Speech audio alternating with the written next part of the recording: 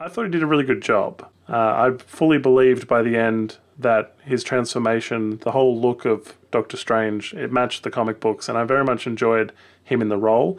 Also, I read that Joaquin Phoenix was like their other option, which doesn't really sit as well with me.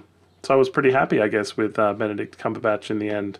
The whole time travel thing, though, Lloyd, all the time loops, I had a lot of trouble with the time of this movie. I felt like there was a lot of training and a lot of the part of Batman Begins, you know, where Christian Bale's Batman goes and trains with Liam Neeson. That's exactly what I thought.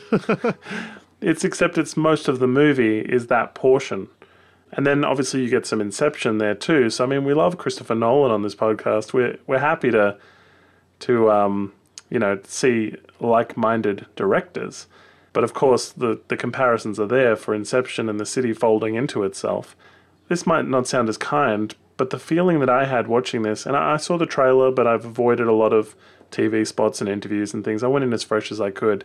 The feeling that I had was Kung Fu Panda. Have you ever seen that? Yeah, I've seen the first one. So you know in the first one how there is a former student who previously trained with them and turned bad and wants the ancient scroll and comes back and wants to steal the ancient scroll and be the chosen one, and they reluctantly sort of train the panda. And I felt a bit like Doctor Strange was Kung Fu Panda. He learns the arts, and by the end he's a master. Yeah, absolutely. Just change over the mysticism or the sorcery element to Kung Fu and you got Kung Fu Panda. Yeah. People have compared it to Green Lantern as well, but for me, this is very Kung Fu Panda.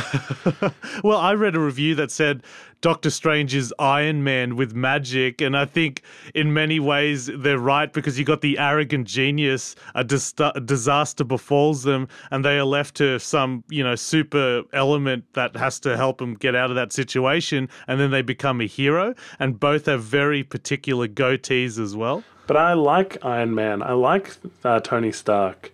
I don't really like the person that Doctor Strange is.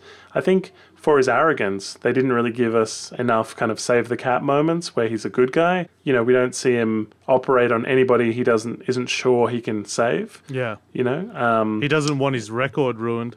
Exactly, yeah. And he's still very arrogant till towards the end of the film. Yeah, so I guess, the humor of Tony Stark made him more lovable. Also, he's a bit of a womanizer and stuff. So there's some sort of he's more of a rich playboy. I guess there's more of a Batman to him. Whereas Benedict Cumberbatch in this, as Doctor Strange, he comes off as more of a jerk.